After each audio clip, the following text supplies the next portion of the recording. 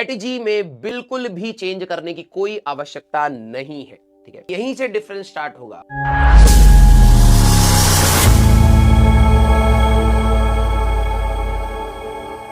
आप लोगों को मैं पहले ही बता रहा हूं, ठीक है, स्ट्रेटजी में बिल्कुल भी चेंज करने की कोई आवश्यकता नहीं है। ठीक है, अगर आप में से कई ऐसे लग रहा हो कि यार इससे तो मेरी एफिशिएंसी नहीं आ रही है, तो आप अपना वेस्टेज वाला टाइम जो है ना उसको इंक्लूड करना स्टार्ट करिए किसी तरीके से। ठीक है, मैंने बहुत सारे बच्चों को देखा है ऐसे। ठीक है, अलग अलग स्ट्रेटेजी, सर मैं सुबह ये कर लूंगा, शाम को ये कर लूंगा, रात को ये कर लूंगा।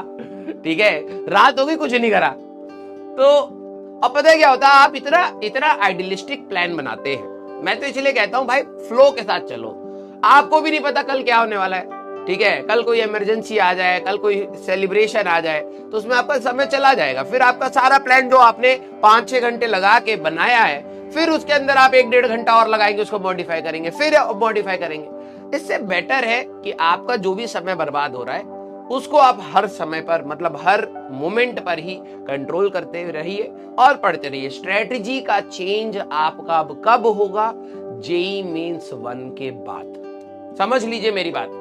मैं जिन बच्चों को एड्रेस कर रहा हूं वो कौन से बच्चे होते हैं जो लेक्चर्स देखना बंद कर देते हैं। मैं पीछे का रिवाइज नहीं करूंगा तो मार्क्स कैसे लाऊंगा, मेरे को तो लग रहा है मैं भूल रहा हूं। वो सभी के साथ हो रहा होता है। ठीक है, अब आप क्या करते हैं, आगे वाले चैप्टर्स पे फोकस कम कर देते हैं। मैं यहीं पे बता रहा हूं, यहीं से डिफरेंस स्टार्ट होगा। आगे वाले चैप्टर्स पे आप फोकस कम कर देते हैं। आपको लगता है मैं पीछे से रिवाइज करते आऊंगा और 20 तारीख तक मैं खत्म कर दूंगा सिलेबस, और 20 तारीख तक आपकी खत्म होने की हालत हो जाएगी। सर क्या करें, कुछ समझ नहीं आता।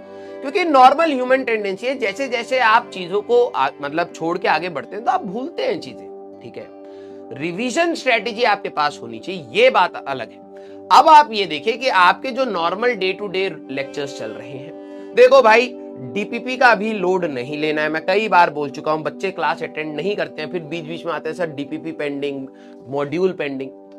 होगा, ठीक है, होगा। आप लोगों ने कोई छोटा मोटा गोल थोड़ा ना लिया है भाई। जून से पढ़ना स्टार्ट किया, 7 महीनों में हम लोग 2 साल की पढ़ाई करेंगे। ठीक है, और सारी चीजों को डेप्थ में बेसिक से हमें देखेंगे, तो ऑब्वियस सी बात है टाइम क्रंच होगा। थोड़ा प्रैक्टिकल सोचा करो। ठीक है, सर दूसरे को कैसे मिल रहा होगा?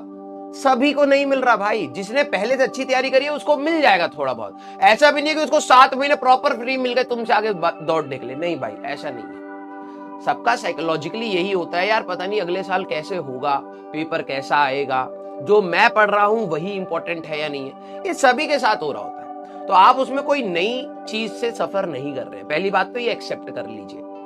आपको अपनी जो नॉर्मल क्लासेस चल रही हैं उसको मेंटेन करना है। उसका जो इंटरेस्ट आप रख रहे थे कि हाँ यार इसके बाद मैं इतने क्वेश्चन लगा पा रहा हूं, सारे बच्चे लेक्चर्स एंड पीवाईक्यूज पर पलट जाइए। बस अब मैं कह रहा हूं, स्टार्टिंग में डीपीपीस क्यों कह रहे थे, मॉड्यूल क्यों कह रहे थे, उसका रीजन एक ही है कि आप एटलीस्ट एक रूटीन हैबिट में आइए। क्योंकि आखिरी में आपकी सिटिंग आवर्स होनी चाहिए। स्टार्टिंग में सिलेबस कम होता है, 1.5 घंटा पढ़ोगे, खत्म, सो जाओ, खेल लो, बिल्कुल कर सकते हो। लेकिन अब आपको सिटिंग आवर्स देने पड़ेंगे, और वो सिटिंग आवर्स की प्रैक्टिस कौन कराता है? First phase. ठीक है, अब आप अपने लेक्चर्स को देखिए, आप उसके अंदर के पीवाईक्यूज, और बचा अगर समय फिर से पीवाईक्यूज, दैट्स इट। ठीक है, रिवीजन स्ट्रेटेजी अब आप कैसे बनाएंगे? देखो, कोई भी फिक्स रिवीजन स्ट्रेटेजी किसी के लिए काम नहीं करती।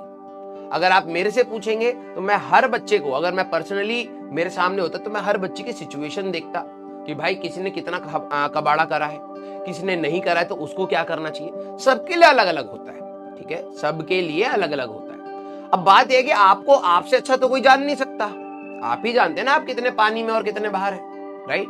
तो एटलीस्ट थोड़ा सा प्रैक्टिकल होके आप अपने लिए एक सेपरेट प्लान बना सकते हैं, लेकिन ओवर बल्कि प्लान मत बनाना। एक होता है बल्कि, एक ओवर बल्कि। आज ही मैं 10 चैप्टर रिवाइज करूंगा, आज ही मैं 20 चैप्टर करूंगा, नहीं, you don't have to do that. सारे बच्चे वैसे ही सफर कर रहे हैं। छोटा छोटा रिवीजन भी आपको बहुत मदद करेगा। ठीक है, तो आप एक प्लान बना सकते हैं, दिन में 1 घंटा, मोर देन, बस नोट्स रीड करने हैं। और जो नोट्स रीड करते समय सिर्फ ये नहीं कि न्यूज़पेपर के जैसे रीड करना है, उसके साथ फॉर्मूलेज आपके हाथ से चलते चले।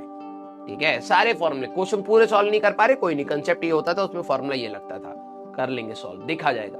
तो ये चीज आपको मैनेज करनी है। जिन बच्चों को ये लोड हो रहा है कि सर मेरी डीपीपी नहीं हुई, मेरा मॉड्यूल नहीं हुआ, मेरा बैकलॉग हो रखा है, इस चीज को अगर आप बैकलॉग काउंट कर रहे हैं तो मैं बोलूंगा इसको जेईई मेंस 1 से पहले इतना लोड मत लो। होना चाहिए था, ये आपके करिकुलम में है, डेफिनेटली बेनिफिशियल है, आपको करना चाहिए था, लेकिन चलिए मान लिया कि कुछ मिसमैनेजमेंट हुई या नहीं हुई, जो भी है, जो भी रीजन है वो पास्ट में है, पास्ट में छोड़ देते हैं। आप आगे अगर आपका टाइम ही ऐसा परमिट नहीं कर रहा है, आपको बैकलॉग अपने चैप्टर्स का भी कंप्लीट करना है, आप डीपीपी का load for the time being कम कर सकते हैं, मैं मना नहीं कर रहा।